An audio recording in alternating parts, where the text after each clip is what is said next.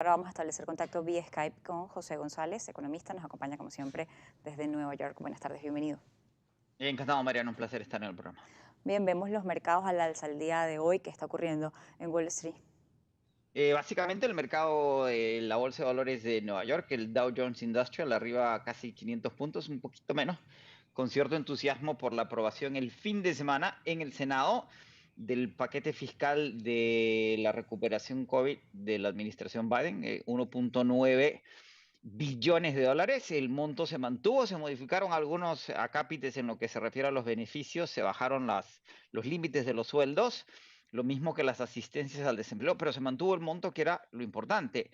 Regresa a la Cámara de Representantes, se espera que la Cámara lo apruebe mañana y que el presidente lo firme antes del 14, que era la meta, donde se vencen el paquete que se aprobó en diciembre de emergencia de 900 mil millones de dólares, primer triunfo legislativo para la administración Biden, lo que compensa la volatilidad que ha habido en las tasas de interés vinculadas al bono, a la nota del Tesoro de 10 años, que generó la volatilidad de las últimas semanas.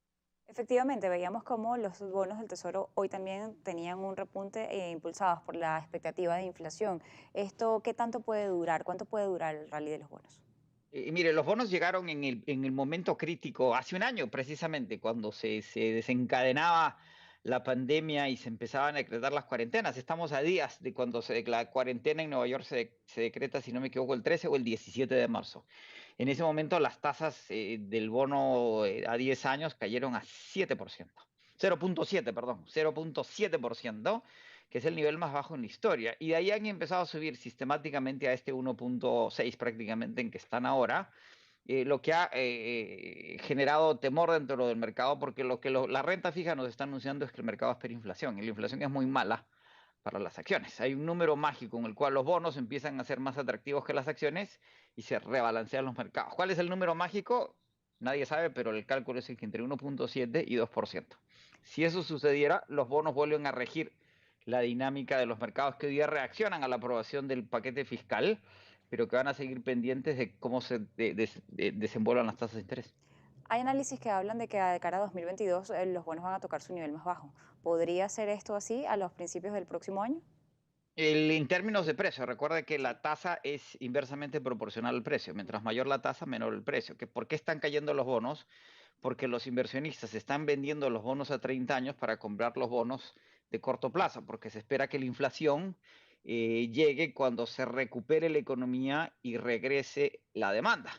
Eso tiende a cambiar cuando los bonos empiezan a ser más atractivos que la renta variable y los mercados se reacomodan, ¿sí? Por eso están cayendo los precios, deberían seguir cayendo o no, mantenerse donde están, en la medida que esa expectativa inflacionaria se materializa o no. De cualquier modo, no creo que vayamos a ver inflación en los Estados Unidos en el corto plazo, es decir, este año, probablemente el siguiente.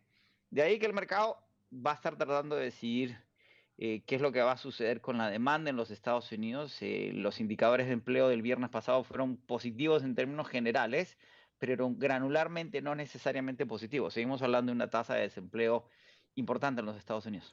¿Cómo podemos medir lo que son los datos de empleo, pero a la vez los datos de manufactura, que no fueron tampoco los mejores? Recordemos que el problema con el empleo norteamericano es que el empleo vinculado al sector gobierno sigue siendo positivo, el empleo vinculado a ciertos sectores productivos sigue siendo positivo, pero el empleo vinculado al sector servicios sigue siendo muy malo. ¿Por qué? Por lo que no se recupera ese sector servicios porque la economía de la movilidad está detenida. Aerolíneas, servicios, turismo. Y el problema con los Estados Unidos, recordemos que es una economía de servicios y no de producción, y es una economía que depende del consumo y eso sigue más o menos detenido. De ahí que la economía, si bien aparentemente se recupera con una tasa de desempleo de 7.7 millones de desempleados, el promedio histórico es un 5.7. Cuando calculamos lo que se llama el ratio de participación más el desempleo estructural, el desempleo sigue siendo muy alto y la recuperación en la manufactura en los Estados Unidos es limitada, pues este ya no es un país que manufacture, sino que dé servicios y consuma. De ahí que la aprobación del paquete fiscal de la administración Biden se justifique independientemente de que los números aparentemente sean buenos. En medio de esto también estamos viendo el comportamiento de los metales, que se ven generalmente favorecidos por la inflación.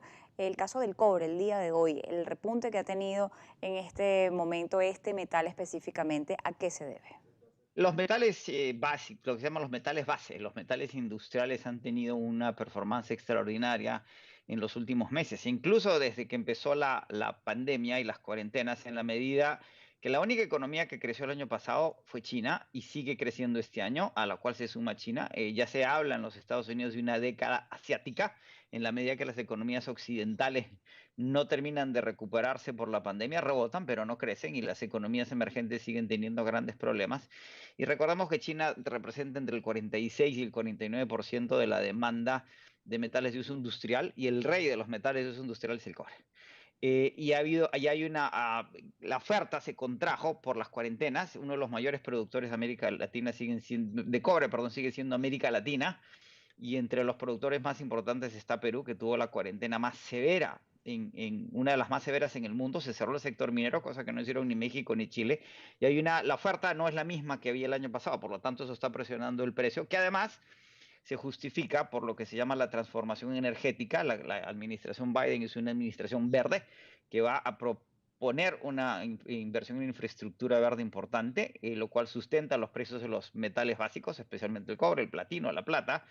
Los anuncios de la industria automotriz de reemplazar los automóviles de uso de gasolina por energía eléctrica, y estos temores inflacionarios que hacen que los inversionistas estratégicos inviertan en activos reales, fijos, hacen que los metales básicos sigan siendo sostenidos por estas dinámicas, principalmente el cobre.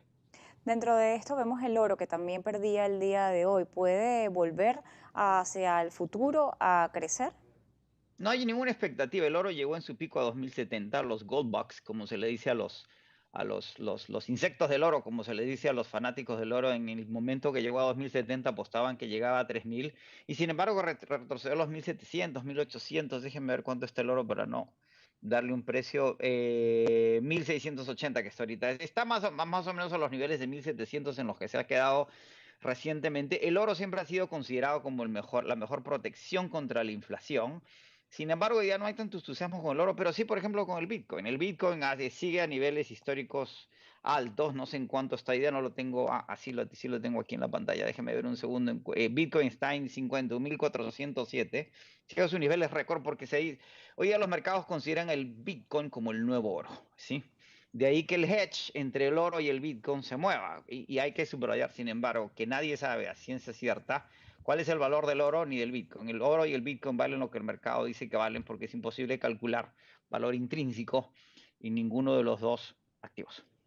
En medio de esto se ha hablado de que existe una burbuja, sin embargo, veíamos como Goldman Sachs hoy salía a defender al Bitcoin y aseguraba que no existe tal burbuja y que hay un respaldo fuerte detrás de él. ¿Qué está moviendo a los inversores a activarse de esta forma?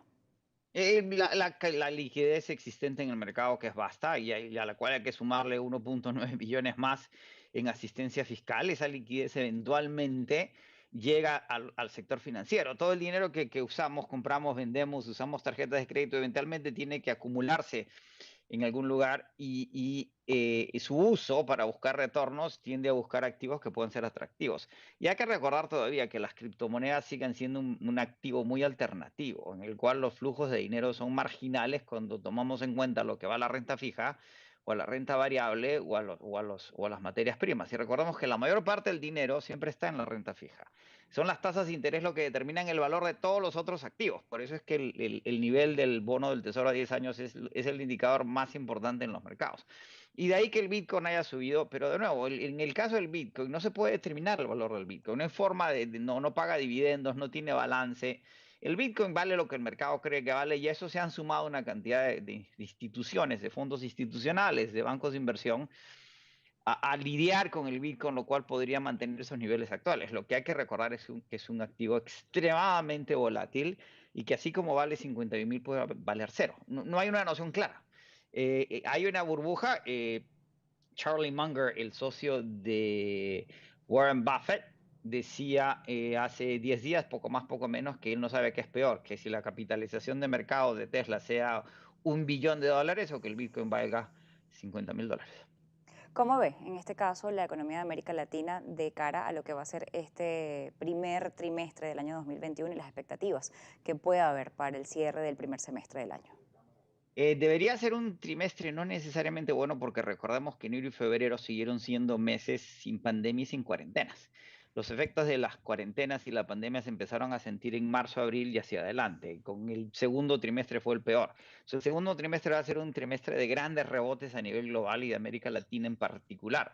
Ahora, para América Latina, que no es el caso de Asia ni los Estados Unidos, rebotamos este año, pero seguimos en niveles negativos en virtud de lo que hemos perdido el próximo año. En América Latina, para cualquier efecto práctico, la recuperación franca es el próximo año y de ahí en adelante, dependiendo de lo que sucede en las dinámicas de distribución de ingreso y vacunación y asistencia fiscal, que es muy limitada en la región. El Fondo Monetario Internacional decía hace unas semanas que la clave para la recuperación y el crecimiento futuro son las asistencias fiscales y la vacunación. Y en ambos casos en América Latina tenemos grandes limitaciones. A los países muy, muy singulares como Perú o Chile, la capacidad de asistencia fiscal es muy limitada en el resto de América Latina y la vacunación va muy lenta por problemas logísticos que tienen que ver con la vacunación a nivel global. Por lo tanto, este es un año de rebote, pero no necesariamente recuperación. El reto real viene el próximo año.